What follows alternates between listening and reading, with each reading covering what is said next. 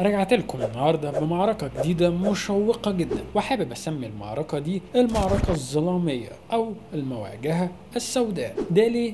هتعرف دلوقتي، بس حابب اقول حاجة مهمة جدا، ان الغرض من سلسلة الفيديوهات دي اننا بنتعرف على قدرات الشخصيات وبنسرح بخيالنا في المعركة او المواجهة اللي بينهم، وبعد ما بنحلل الشخصيتين من حيث القدرات الخارقة والشخصية نفسها بالتالي بنعلن الفايز. لان في ناس ممكن تشوف ان الشخصية دي تتقارن مع الشخصية دي مش مع الشخصية دي، لا مش شرط، الموضوع خيالي بحت.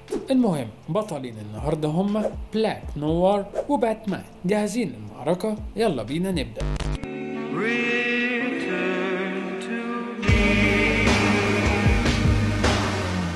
بلاك نوار ظهر لأول مرة في الكوميكس ذا بويز سنة 2006، وابتكروا الكاتب غارث أنيس والفنان دارك روبرتسون، وهو عضو في فريق ذا 7 اللي بيعتبروا مجموعة من الأبطال الخارقين الفاسدين. أما بالنسبة لباتمان ظهر لأول مرة في العدد 27 من كوميكس ديتكتيف كوميكس سنة 1939، وابتكروا بوب كين وبيل فينغر، واسمه الحقيقي بروس وين، وهو ملياردير وفاعل خير من مدينة غوثام سيتي. نشأة شخصية بلاك نوار بيعتبر نسخة جينية من هوملاندر، صنعته شركة فوت علشان يهزم هوملاندر ويكون بديل ليه في حالة خروجه عن السيطرة. وقصته مليئة بالغموض والإثارة، وهو شخصية قاتلة ومتخصصة في التخفي. أما بالنسبة لباتمان فقد والديه في جريمة قتل لما كان صغير، ومن اللحظة دي قرر إنه يحارب الجريمة. وبعد سنوات من التدريب المكثف في مختلف الفنون القتالية والعلوم أصبح باتمان بطل مدينة غوثام سيتي اللي بيحارب الجريمة باستخدام الذكاء والتكنولوجيا. القدرات الخارقة بالنسبة لقدرات بلاك نوار فهو بيمتلك قدرات قتالية فائقة وقوة جسدية خارقة ومهارات تخفي وتجسس عالية، وغير كمان قدرته على التحمل والبقاء في أصعب الظروف. أما بالنسبة لباتمان فهو بيتمتع بذكاء استراتيجي عالي ومهارات قتالية متقدمة في فنون القتال المتنوعة، وبيقدر يستخدم التكنولوجيا المتطورة وأدوات قتالية متنوعة في تحقيق رغباته، وغير كمان قدرته على التخفي والتحقيق وجمع المعلومات. بالنسبة لشخصية بلاك نوار فهو شخصية غامضة وصامتة، وبيتميز بالعنف وعدم الرحمة، وأخلاقه مش واضحة لأنه دايما تحت سيطرة شركة فوت وبينفذ أوامرهم بدون تساؤلات.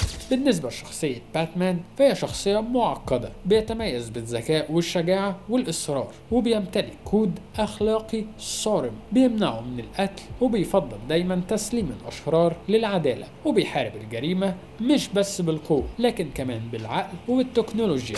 بلاك نوار له جمهور خاص بسبب غموضه وقوته القتالية العالية، وتأثيره على الجمهور بيكون غالبا بالأثارة والغموض اللي بيحيط شخصيته. أما بالنسبة لباتمان هو من أشهر الأبطال الخارقين في العالم، وله قاعدة جماهيرية ضخمة جدا بتتعلق بيه بفضل قصصه المثيرة وأفلامه الناجحة، وتأثيره على الجمهور كبير لأنه بيمثل رمز للعدالة والتصميم على مكافحة الجريمة بأي ثمن. طيب مين هينتصر في المعركة بينهم؟ قبل ما يتم تحليل الناتج انزل حالا اكتب لي مين هو الفايز من وجهة نظرك. المعركة بين بلاك نوار وباتمان هتكون مشوقة جدا. بلاك نوار عنده قوة جسدية خارقة وقدرات قتالية عالية، لكن باتمان عنده ذكاء استراتيجي ومهارات قتالية متقدمة بالإضافة لاستخدام التكنولوجيا المتطورة. الفائز في المعركة دي هيعتمد على التخطيط والاستعداد لكل خطوة. باتمان عنده ميزة في استخدام ذكائه وتكتيكاته، لكن بلاك نوار برضه مش سهل هزيمته بسبب قوته وقدراته الخارقة. في النهاية النتيجة هتكون صعبة التوقع، لكن باتمان ممكن يكون عنده اليد العليا بفضل ذكائه وتكتيكاته، فلذلك بكل تأكيد أحب أعلن إن باتمان اللي هيفوز بالمعركة دي. وأخيرا حابب أقول إن التحليل مش لازم يتوافق مع رأي الجمهور، هي كلها آراء ممكن تكون متشابهة أو مختلفة. بس كده أتمنى تكون مواجهة النهاردة نالت إعجابكم، وما تنساش الاشتراك لو لسه جديد معانا. وأخيرا ما تنساش الكومنت اللي هتكتب فيه حابب مين البطلين المتواجدين في المواجهة الجاية، ونلتقي على خير الفيديو الجاي. مع السلامة.